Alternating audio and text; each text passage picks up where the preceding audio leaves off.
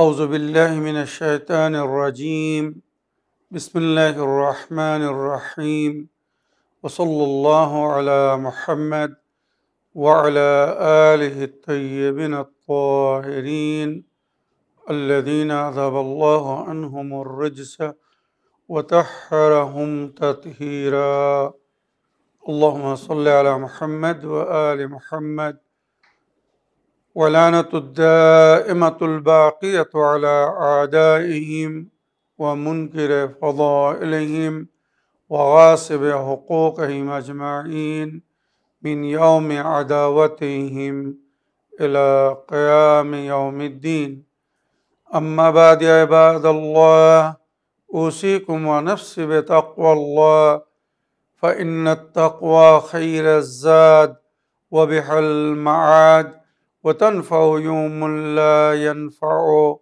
فيه مال ولا بنون إلا من أتى الله بقلب سليم وصلى الله على محمد وعلى آله الطيبين الطاهرين اللهم صل على محمد وآل محمد وعجل فرجهم আমার প্রিয় দর্শক ও শ্রোতাবৃন্দ আসসালামু আলাইকুম ওয়া রাহমাতুল্লাহি ওয়া বারাকাতুহু আপনাদের সকলকে আন্তরিক সালাম ও শুভেচ্ছা জানিয়ে আজকের অনুষ্ঠান ইসলাম ইন বাংলায় আপনাদেরকে স্বাগতম জানাই। আশা করি আপনারা যে যেখানে আছেন ভালো আছেন, কুশল ও মঙ্গলে আছেন, সুখে থাকুন, শান্তিতে থাকুন, সমস্ত প্রকারের দুঃখ কষ্ট থেকে মুক্তিতে থাকুন। আল্লাহ রব্বুল আলামিনের কাছে এই কামনা করি। যারা অসুস্থ আল্লাহ তাদেরকে সুস্থতা দান করুন, যারা ঋণে ভুগছে আল্লাহ তাদেরকে ঋণ মুক্তি করুন। ওইরূপ যাদের জীবনে কোনো প্রকারের অভাব বা অশান্তি আছে আল্লাহ রব্বুল আলামিন তাদের সকলের জীবনে সুখ শান্তি দান করুন ও সকলের মনোকামনা ও আশাকে পূরণ করুন। আমাদের সকলকে সৎ পথে চলার, অসৎ পথ থেকে দূরে থাকার এবং এক অপরকে সৎ উপদেশ দেওয়ার তৌফিক দান করুন। আমরা যেন সত্য বা হক জিনিসকে জেনে শুনে মেনে তার উপরে আমল করে সেটা অন্যদের সামনে তুলে ধরতে পারি বা সকলের কাছে পৌঁছে দিতে পারি। আল্লাহ রব্বুল আলামিন আমাদেরকে সেই মনোবল ও নেক তৌফিক দান করুন। আমিন ইয়া রাব্বাল আলামিন। এই দোয়ার সঙ্গে আজকের পর্ব শুরু করতে চলেছি। বিনা কোনো ভূমিকায় সরাসরি আপনাদের পাঠানো পেন্ডিং প্রশ্নের উত্তর দিতে চাই। তবে প্রশ্নের উত্তর দেওয়ার আগে মুর্শিদাবাদ থেকে আমার আলিয়া বোন উনি আবেদন করেছিলেন যে হুজুর প্রতিদিন প্রশ্নের উত্তর দেওয়ার আগে আল্লাহ পাকের যে 99টি নাম তার থেকে কিছু ব্যাখ্যা করবেন। তাই এর আগে আমি প্রায় 14টি নামের ব্যাখ্যা করেছি 2টি এপিসোডে। আজ আরও কিছু নামের আমি ব্যাখ্যা করব, তারপরে ইনশাআল্লাহ আপনাদের পাঠানো প্রশ্ন পড়ে বা আপনাদের পাঠানো ভয়েসমেল শুনে আপনাদের প্রশ্নের উত্তর দেওয়ার চেষ্টা করব। এর আগে আল গফফারও অর্থাৎ আল্লাহ ক্ষমাশীল, আল্লাহ আমাদেরকে ক্ষমা করেন, আমাদের ভুল ত্রুটিকে মার্জনা নজরে দেখেন। যদি আমরা তওবা করি তো আমাদের গুনাহকে মুছে দেন। তাই আল্লাহকে আমরা গফফার বা গফুরুর রহিম বলে জানি। এবারে আগে আল্লাহর নামের মধ্যে জিকির হচ্ছে আল কাহ্হারু আল্লাযী ইয়াখর কুল্লা শাইইন বিকুদরাতিহি। কাহ্হার মানে পাপীদেরকে কঠোর শাস্তি দেওয়ার মালিক আল্লাহ। মনে রাখবেন, যেমন আল্লাহ রব্বুল আলামিন রহমান ও রহিম, নিজের বান্দাদের ওপরে মেহেরবান ও দয়াময়, তাদের নেকির তাদের সুন্দর উপহার বা উপদান দিবেন। ওইরূপ যদি কেউ ভুল করে, কেউ পাপ করে, তো তার পাপের সে কঠোর সাজা বা শাস্তি পাবে। তাই আল্লাহ রব্বুল আলামিনকে কাহার বলা হয়েছে, অর্থাৎ আল্লাহ সমস্ত প্রকারের ক্ষমতা রাখেন বা শক্তির মালিক। যে যতই বড় হোক না কেন এই দুনিয়ায়, বড় বড় জালিমদেরকে আল্লাহ নিজের কাহারিয়াতের মাধ্যমে দমন করেছেন, পতন করেছেন। কেউ যেন নিজেকে আল্লাহর চেয়ে তো বড় মনে না করে। আল্লাহ অনেক অনেক সময় জালিমদেরকে ছুট দেয়, সুযোগ দেয় সংশোধনের, কিন্তু যখন সে শোধরানোর নাম নেয় না, নিজের সংশোধন করে না, তখন আল্লাহর কহর হয়, যেটা আমরা সাধারণ ভাষায় শুনে থাকি বা বলে থাকি, অমুকের ওপরে আল্লাহর কহর নাজল হয়েছে। এই কাহার থেকে ওই কহর মানে আল্লাহ তাকে উপযুক্ত শাস্তি দেন, সাজা দেন।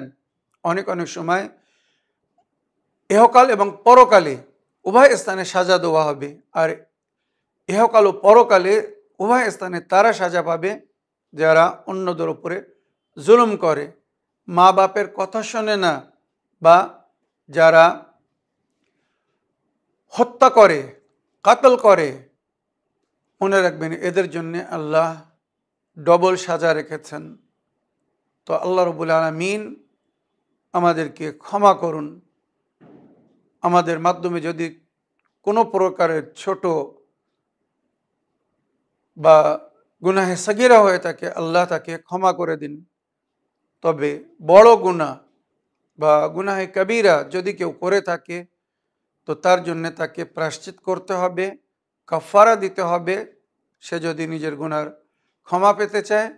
আর তা নইলে আল্লাহর বারগাহে সালাতুত তওবা পড়ে যদি সে তওবা করে, তো হয়তো আল্লাহ তাকে ক্ষমা করে দেবেন। তবে বান্দাদের হক যদি তার দায়িত্বে থাকে, তো আগে সেটা আদায় করতে হবে।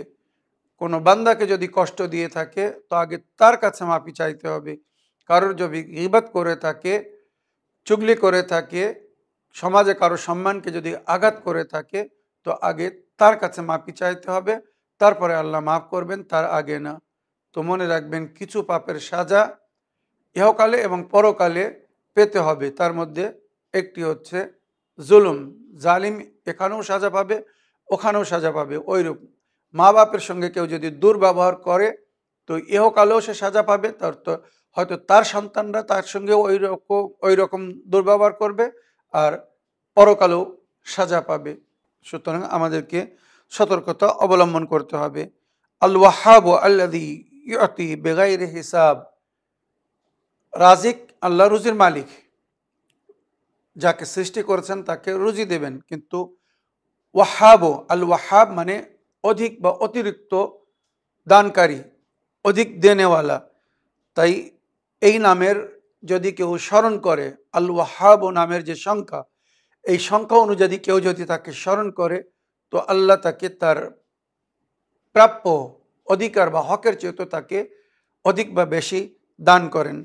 তাই অনেক বুজুর্গানরা বলেছেন, সকালের নামাজের পরে বা রাত্রের নামাজের পরে এক তসবি আল ওয়াহাব পড়ো, অর্থাৎ অধিক দানকারী, অধিক দেনেওয়ালা। আল্লাযী ইয়াতি বিগাইরি হিসাব, এখানে আল ওয়াহাবর তাফসিরে লেখা হয়েছে যে বিনা হিসাব দান করেন, এত দান করেন যে বান্দা হিসাব করতে পারবে না। আশা করি আল ওয়াহাব নামের অর্থ বুঝতে পেরেছেন। আর রাজিকো আল্লাযী ইয়ারযুকু জামিআল মাখলুকাত। রাজিক মানে যিনি তামাম সৃষ্টিকে, তামাম মখলুকাতকে রুজি দান করছেন বা রুজি দান করেন। আল ফাত্তাহ আল্লাযী ইয়াফতাহু আবওয়াবুর রিজক ওয়ার রাহমা। ফাত্তাহ মানে আল্লাহ রাব্বুল আলামিন নিজের বান্দাদের জন্য নিজের ফজল ও করম বা রিজক ও রহমতের দরওয়াজা খুলে দেন। সকাল হলে আল্লাহ রাব্বুল আলামিন রুজি বন্টনের দায়িত্ব যে ফেরেশতাকে দিয়ে রেখেছেন, জনাবে মিকাইল ফেরেশতা, নিজের সাথীদেরকে নিয়ে সকলের বাড়িতে, সকলের কাছে যায়। আল্লাহর তরফ থেকে তোমার নসিবে আজ এই রুজি লেখা হয়েছে, এটা নিয়ে নাও। কেউ সেটা আল্লাহকে স্মরণ করে নিয়ে নেয়, আর কেউ ঘুমিয়ে থাকে। তো যখন ঘুমিয়ে থাকে তখন মিকাইল বলে, আল্লাহ আজ মনে হয় তোমার এই বান্দার তোমার প্রয়োজন নেই, সে উঠছে না। তখন আল্লাহ বলে, আমার কাছে এর ছাড়া আরো অনেক বান্দা আছে আমাকে স্মরণ করার জন্য, আমার উপাসনা করার জন্য, আমার ইবাদত করার জন্য, কিন্তু ওর কাছে আমি ছাড়া অন্য কেউ রাজিক নেই। যদি আমি রুজি না দেই কোথা থেকে খাবে, কি করে খাবে? সুতরাং তার কিসমতের রুজি অনেক অনেক সময় তাকে দিয়ে দেওয়া হয়। তো আল্লাহ কত দয়াময়, কত মেহেরবান ভেবে দেখুন। আল্লাযী ইয়াফতাহু আবওয়াব রিজকি ওয়া রাহমা, ফাত্তাহ মানে যিনি নিজের বান্দাদের জন্য রুজি এবং রহমতের দরওয়াজা খুলে দেন। আল আলিম আল্লাযী ইয়ালামু কুল্লা শাইইন, আলিম মানে যিনি সমস্ত বিষয়ে খবর রাখেন। ওয়া হুয়াস সামিউল আলিম, কোরআনের বহু আয়াতের মধ্যে এসেছে ওয়া হুয়াস সামিউল আলিম, অর্থাৎ আল্লাহ সব কিছু শোনেন। আমরা যা কিছু বলছি আল্লাহ সব কিছু শুনছেন। এমনকি আস্তে আস্তে আমরা অনেক অনেক সময় মনে মনে বলি, যেটা বলে মনে মনে কথা বলছে। আল্লাহ নাহনু আকরাব ইলাইহি মিন হাবলিল ওয়ারিদ, আমি আমার বান্দার জীবন রেখার চেয়ে তো তার নিকটে। আমরা মনে মনে যেটা বলি, আমাদের অন্তরে যেটা চলে, সেও আল্লাহ শুনে নেয়।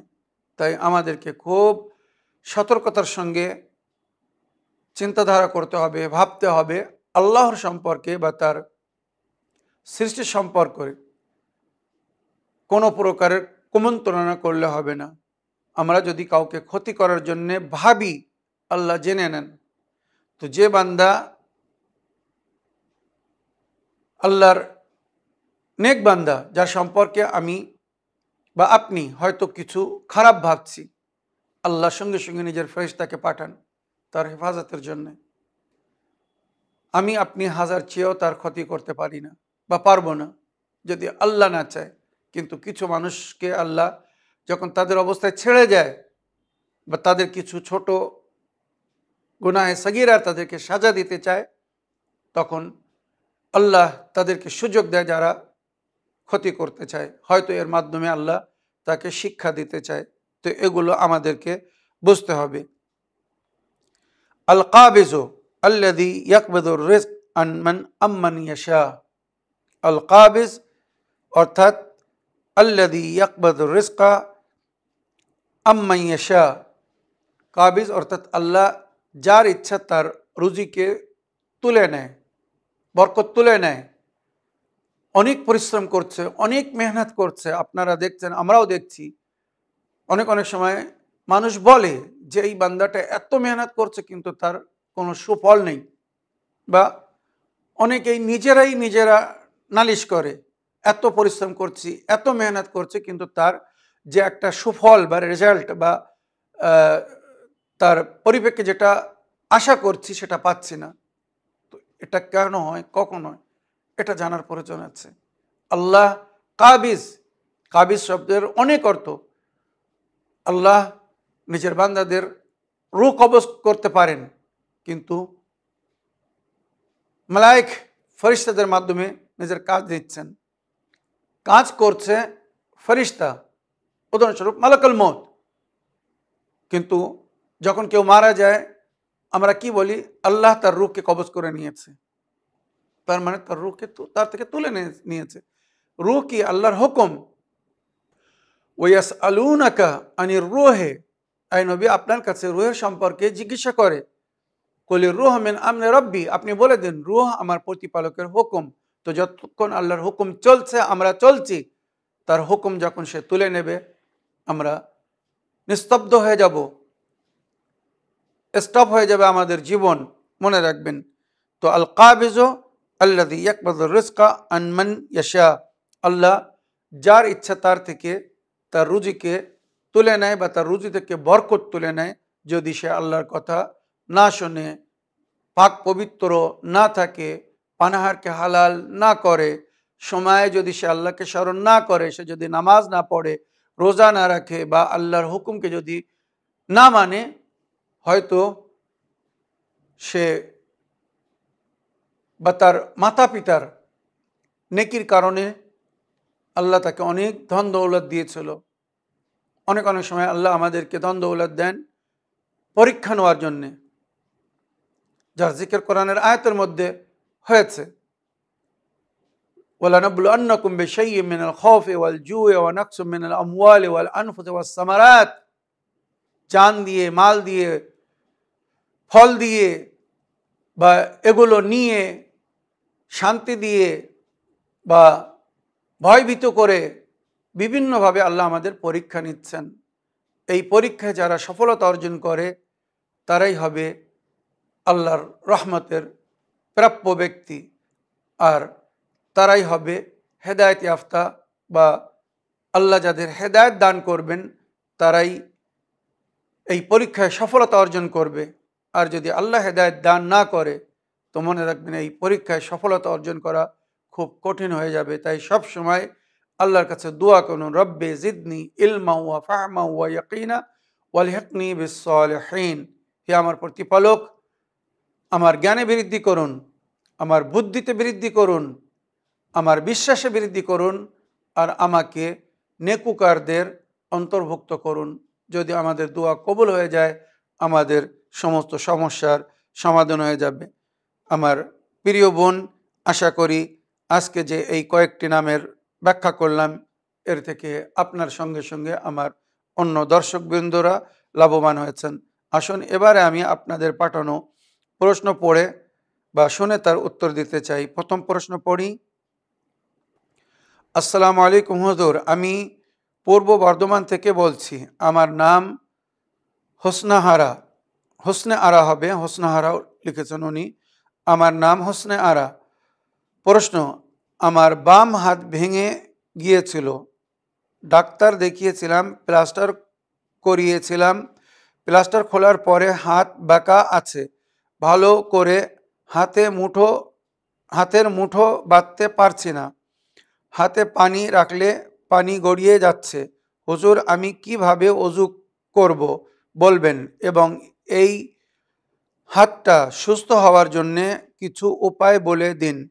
এই প্রশ্নটি ইসলাম ইন বাংলা প্রোগ্রামে দিলাম। ওয়ালাইকুম আসসালাম ওয়া রাহমাতুল্লাহি ওয়া বারাকাতুহু। আমার প্রিয় বোন, আল্লাহ রাব্বুল আলামিন আপনাকে পরিপূর্ণ সুস্থতা দান করুন। আপনি যে অসুবিধা ভোগ করছেন আল্লাহ তার উপায় করে দিন। সর্বপ্রথম আপনি কিভাবে ওযু করবেন সেটা জানতে চেয়েছেন। পানি হাতে থাকছে না, গড়িয়ে যাচ্ছে। তো যতদিন আপনার হাত নর্মাল না হয়ে যাচ্ছে, হাতের উপরে আপনি পানি ধরে না রাখতে পারছেন, আপনি অন্যর সাহায্য নিতে পারেন ওযু করার সময়, বা সরাসরি নলের পানিতে হাত ধুয়ে নিতে পারেন, বা হাত সামান্য ভিজিয়ে তার মাধ্যমে চেহারাকে পুছে নিতে পারেন। মানে যদি ভালো করে পানি দিয়ে ধোয়া সম্ভব না হয়, অল্প পানি যতটুকু থাকবে তা দিয়েই যদি আপনি চেহারাকে ভালো করে পানি পৌঁছে দেন সমস্ত জায়গায়, যথেষ্ট হয়ে যাবে। ওযুয়ে জাবিরা কাকে বলে?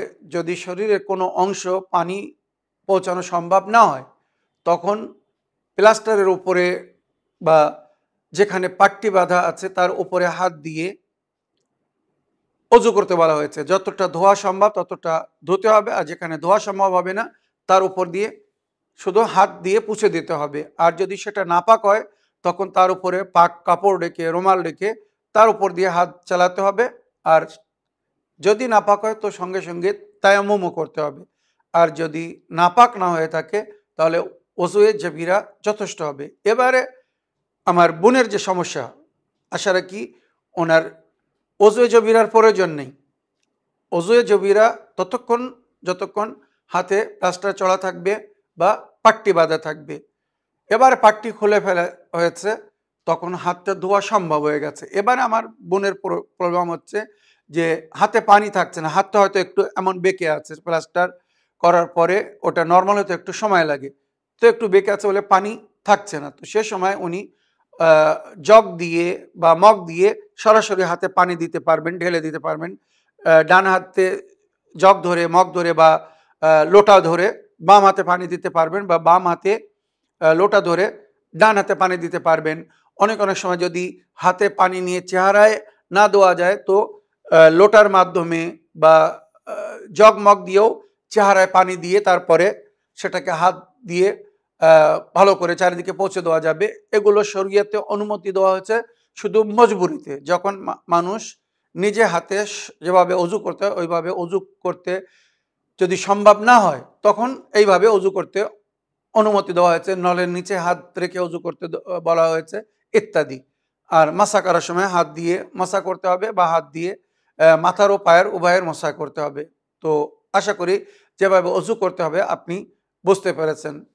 খোদা না করুক কেউ যদি নিজে অজু না করতে পারে তখন অন্যর সাহারা নিতে পারে, অন্য একজন কেউ আপনাকে অজু করিয়ে দিবে, পুরো চেহারা ধুয়ে দেবে, হাত ধুয়ে দেবে, তবে মাসা আপনার নিজে হাতে করতে হবে। এটাই শরীয়তের হুকুম।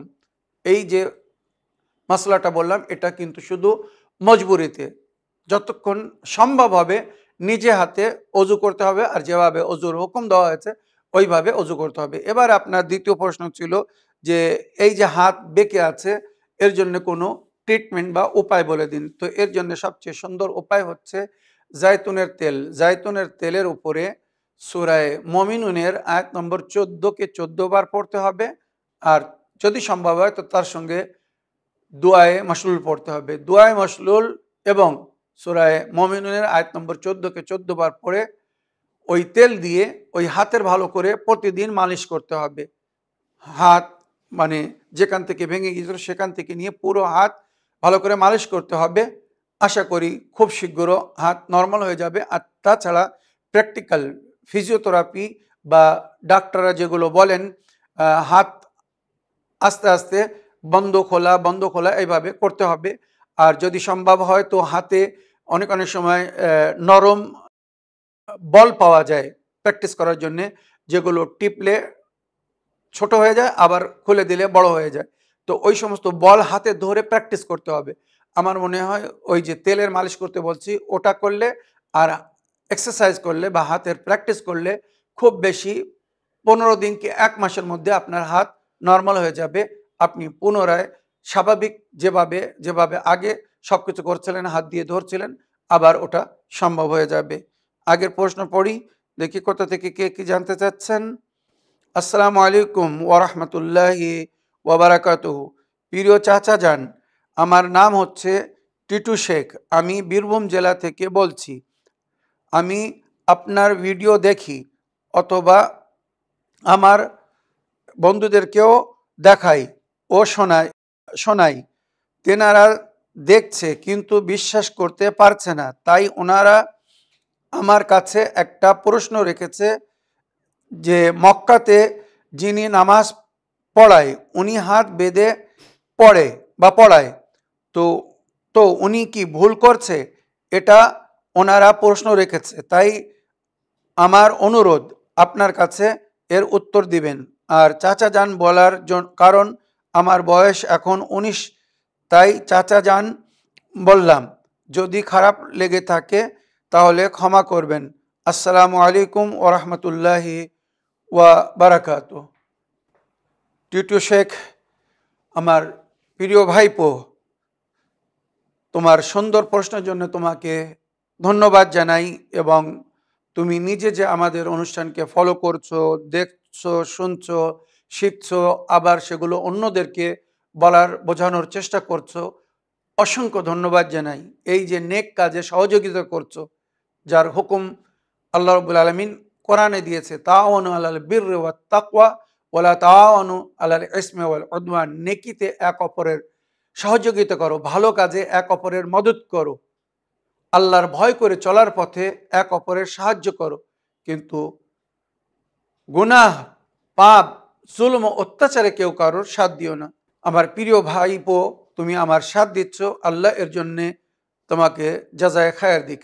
এবারে তোমার বন্ধুরা যে অভিযোগ রেখেছে, আমি কোরআনের আয়াত থেকে বা অথেন্টিক রওয়ায়েত থেকে সবসময় সঠিক জিনিসটা বলছি।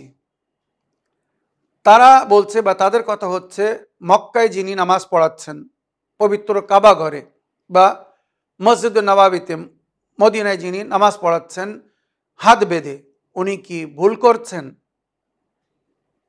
এত বড় জায়গায়, এত পবিত্র স্থানে যেখানে উনি নামাজ পড়াচ্ছেন হাত বেঁধে, তাহলে কি উনি ভুল করছেন? তো আমার প্রিয় বাবু, ওদেরকে বলে দাও, আমাদের জন্য দলিল হচ্ছে আল্লাহ রসুলের কথা, আমাদের জন্য দলিল হচ্ছে কোরআন এবং হাদিস।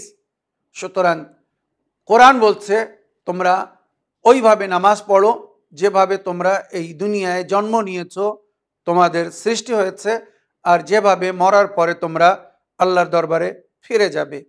সূরা আরাফ আয়াত নম্বর 29। ওয়াদউহু মুখলিসিন লাহুদ্দিন কামা বাদাআকুম তাউদুন। ওইভাবে আল্লাহকে স্মরণ করো, ডাকো, আল্লাহর উপাসনা বা ইবাদত করো যেভাবে তোমাদের আগমন হয়েছে। এই দুনিয়া যখন আমরা এসেছি, মায়ের গর্ভ থেকে জন্ম নিয়েছি, আমাদের হাত সোজা ছিল, খোলা ছিল। তাউদুন, যখন আল্লাহ দরবারে ফিরে যাবে তখনও কাফনের মধ্যে আমাদের হাত খোলা থাকে, সোজা থাকে। তো আল্লাহ এইভাবে আমাদেরকে উপাসনা বা ইবাদত করতে বলছেন। এটাই হচ্ছে অথেন্টিক এবং সঠিক। আমরা আল্লাহর হুকুমের উপরে আমাল করছি, কোরআন যেটা বলছে আমরা সেটা মেনে চলছি। নবী করিম সাল্লাল্লাহু আলাইহি ওয়াসাল্লাম বলেছেন, কোরআনের বিরুদ্ধে যদি কেউ কোনো হাদিস বলে তো সেটাকে ছুঁড়ে ফেলে দিও, কেননা আমি নবী আল্লাহ কোরআনের বিরুদ্ধে বা আল্লাহর বিরুদ্ধে যেতে পারি না, বলতে পারি না। আমার প্রিয় ভাইপো, আশা করি তোমার প্রশ্নে তুমি উত্তর পেয়েছ। আসুন এবারে আমি আপনাদের অডিও শুনে তার উত্তর দেওয়ার চেষ্টা করছি। দেখি কোথা থেকে কে কি জানতে চাচ্ছেন বা কে কি বলতে চাচ্ছেন। আসসালামু আলাইকুম মৌলানা সাহেব। আমি শীতলপুর থেকে আলকুমা বিবি বলতেছি। আপনি ভালো আছেন আশা করি, সুস্থ আছে, আল্লাহর কাছে কামনা করি, সবসময় দোয়া করি। আমি প্রশ্ন পেয়ে খুব খুশি হয়ে আমার স্বামীর জন্য আমি সব করেছিলাম। আল্লাহ রহমতে সুস্থ আছে। ওই জন্য তারির জন্য তোমাকে অনেক হাজার হাজার শুক্রিয়া ও ধন্যবাদ। যত শুক্রিয়া করি তত কম। তোমার চিকিৎসায় সব আল্লাহ রহমতে আমি সব লাভবান হয়েছি। আর একটা প্রশ্ন আছে মৌলানা সাহেব, আমার ছেলে একটা 22 বছরের আছে। অনেক কাজ খুঁজতেছি, সেরকম মানে তার বিয়ের কাজ সেরকম একটা ভালো কাজ পাইনি। সেরকম মনোনীত হয়ে ওঠেনি। তো ভালো আজ 2 বছর ধরতে গেলে দেখতেছি হয়নি। সেরকম বিবি জয়নবের নামাজও কিছু অনেক দিন পড়েছিলাম, তবে সাদকা দুয়াটা মনে হয় ভুল হয়ে গেছে। সাদকা সেরকম আমাদের এদিকে মমিন সেরকম বান্দা নেই। সাদকাটা 1 টাকা 2 টাকা করে এরকম কিছুদিন দিছি। 41 দিন না 69 দিন তুমি বলছিল। আর কাউকে বলার এতে আমি এটা শুনে করছিলাম, কিন্তু অথেও কিছু হয়নি। তাহলে আর কি উপায় আছে একটু বলে দিবেন। আসসালামু আলাইকুম। ওয়ালাইকুম আসসালাম রহমতুল্লাহি ওয়াবারাকাত। আমার প্রিয় বোন বা আপা, আপনার ওয়াইসমেলের জন্য আপনাকে ধন্যবাদ জানাই। আপনার স্বামীর চিকিৎসার জন্য আমি যে উপায়গুলো বলেছিলাম তার উপরে আমাল করে আপনি বা আপনার স্বামী লাভবান হয়েছেন, উনি সুস্থ হয়ে গেছেন, আলহামদুলিল্লাহ, শুকরুলিল্লাহ। আল্লাহর কালামের প্রভাব আছে। নবী ও নবীর আহলে বাইত যে চিকিৎসা বলেছেন, তিব্বুন নবী বা তিব্বুন নবাবিয়া শরীফ, ওইরূপ তিব্বে মাসুমিন, তিব্বে ইমামে রাজা জনাবে লোকমানে হাকিম, উনি যে চিকিৎসা বলেছেন, যখন এই মেডিকেল সায়েন্স বলে কিছু ছিল না, অ্যালোপ্যাথিক ওষুধ বলুন বা হোমিওপ্যাথিক ওষুধ বলুন, এগুলো কিছুই ছিল না। সেই সময় ইমাম নবীরা যে চিকিৎসা বলেছেন বা করেছেন, ওটা ছিল ন্যাচারাল ট্রিটমেন্ট। তাই আমি সব সময় আপনাদেরকে ন্যাচারাল বা রুহানি ট্রিটমেন্টের মাধ্যমে এমন এমন রোগের চিকিৎসা বলে দিচ্ছি যার উপরে আমাল করে বহু মানুষ উপকৃত হয়েছে, রোগ মুক্তি হয়েছে, যাদেরকে ডাক্তার হয়তো উত্তর দিয়ে দিয়েছিল, জবাব দিয়ে দিয়েছিল যে আপনার এই রোগ আর ভালো হবে না, আপনি আর ঠিক হবেন না, বা অনেক অনেক সময় ডাক্তাররা বলেছিলেন আপনাকে অপারেশন করতে হবে না, তা না করলে এই রোগ ভালো হবে না। কিন্তু আমি যখন তাদেরকে উপায় বলে দিয়েছি, ন্যাচারাল ট্রিটমেন্ট বলে দিয়েছি বা রুহানি চিকিৎসা বলে দিয়েছি, তার মাধ্যমে তারা সুস্থতা অর্জন করেছে, অরোগ্য হয়েছে, লাভবান হয়েছে। আল্লাহর যত শুকর আদায় করব কম। এই যে উপায়গুলো আমি বলি, এগুলো কিন্তু সব ইমাম নবীদের বা আল্লাহর ওলিদের দেওয়া বা শেখানো ট্রিটমেন্ট, ন্যাচারাল ট্রিটমেন্ট, যেগুলো সেই সময় উপয়োগ হতো বা ব্যবহার হতো যে সময় ওষুধপালা বা এই ট্যাবলেট বা ক্যাপসুল বা ইঞ্জেকশন তৈরি হয়নি বা ছিল না। আমার প্রিয় বোন বা আপা, আপনার ছেলের জন্য আপনি যে আমাল করছেন বিবি জাইনাব সালামুল্লাহ আলাইহার জিয়ারাতের, তো আমালটা হয়তো আপনি ঠিক করে করছেন না বা করেননি।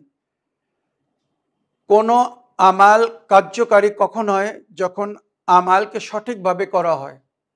আপনি যদি ইনকমপ্লিট বা অসম্পূর্ণ কোনো কাজ করেন, তো তার পরিণাম বা পরিফল কিন্তু তেমন হবে না যেমন আপনি চাচ্ছেন। এটা কিন্তু খুব বাস্তব এবং প্র্যাকটিক্যাল কথা। তো আপনি আমালকে ওইভাবে করুন, 69 দিনের আমাল, বিবি জাইনাব সালামুল্লাহ আলাইহার জিয়ারাতের আমাল, জিয়ারাতে মুফাজ্জিয়া। ওই জিয়ারতটির নাম হচ্ছে জিয়ারাতে মুফাজ্জিয়া। তো ওই জিয়ারতটি পড়ার আগে কিছু সাদকা দিতে হবে বিবি জাইনাব সালামুল্লাহ আলাইহার নামে। আপনি যদি সঙ্গে সঙ্গে প্রাপ্য ব্যক্তি না পান, কোনো মমিন মমিনা না পান, গরিব অভাব বা দরিদ্র ব্যক্তি না পান, ওটা জমা করুন। জমা করার পরে একদিন মনে করুন আমাল শেষ হয়ে যাওয়ার পরে অন্য কোথাও ওটাকে পাঠিয়ে দিন।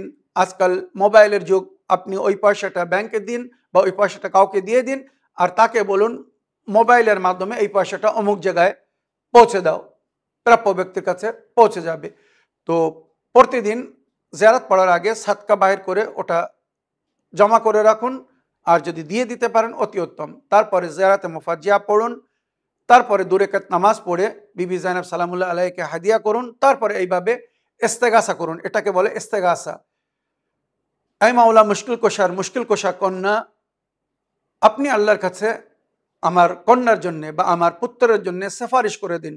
আল্লাহ যেন আপনার দোয়ায় তার জন্য সুপাত্রের ব্যবস্থা করে দেয়। আশা করি এই যে 69 দিনের আমাল, এর মধ্যেই সুপাত্রের ব্যবস্থা হয়ে যাবে, ছেলে হোক আর মেয়ে হোক। আর 70 দিনের মধ্যে তার বিয়ে হয়ে যাবে, যেটা এই পর্যন্ত যারা সঠিকভাবে আমাল করেছে তারা সুলাভ হয়েছে বা লাভবান হয়েছে। এবারে যদি এটা না করতে পারেন, তো কোরআনের 2টি আয়াত আমি বলে দিচ্ছি। সূরা ফুরকান আয়াত নম্বর 54, ওয়াহুয়াল্লাযী খালাকা মিনাল মা'i বাশারান ফাজআলাহু নাসাবান ওয়া সাহরা ওয়া কানা রাব্বুকা কাদিরা। সেই আল্লাহ রাব্বুল আলামিন যিনি পানি থেকে মানুষকে সৃষ্টি করেছেন, তাদের মধ্যে সম্পর্ক দিয়েছেন, মানে পারিবারিক সম্পর্ক, ওয়া সাহরা এবং জামাই করেছেন, এটা শ্বশুর বাড়ির সম্পর্ক। ওয়া কানা রাব্বুকা কাদিরা, তোমার প্রতিপালক সমস্ত জিনিসের উপরে কুদরত রাখে।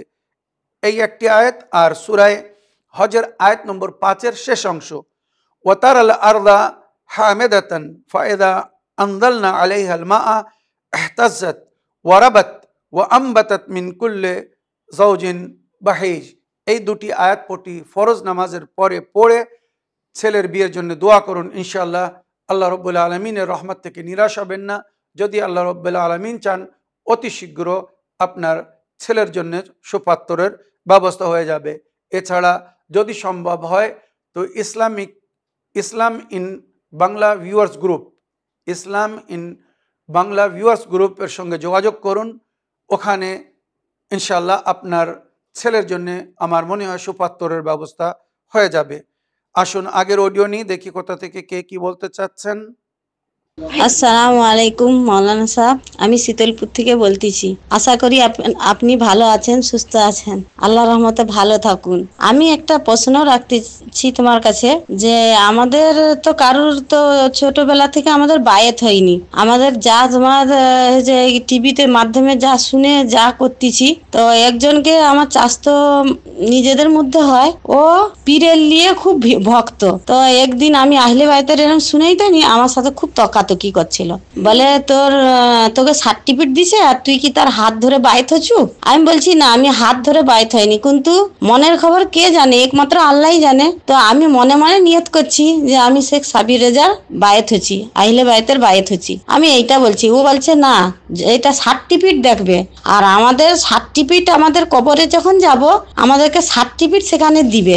আর তোদের কি সার্টিফিকেট আছে? তোদের কোনো মতে হবে না, আর তোদের কোনো নামাজও কায়েম হবে না সেখানে। আমি সব জানি না, তো বাংলা পড়া টড়া, আমি মৌলানার চ্যানেলে শুনে আমি এরকম করছি, বলে ধর তো মৌলানার কথা ছেড়ে। আমি লাখো লাখো লোকের প্রশ্ন দায়িত্বে, উত্তর দায়িত্বে, কথা কথা দিয়ে রাষ্ট্র দিয়ে, কেউ বলেনি যে তার উত্তর পারেনি বলে কেউ করেনি।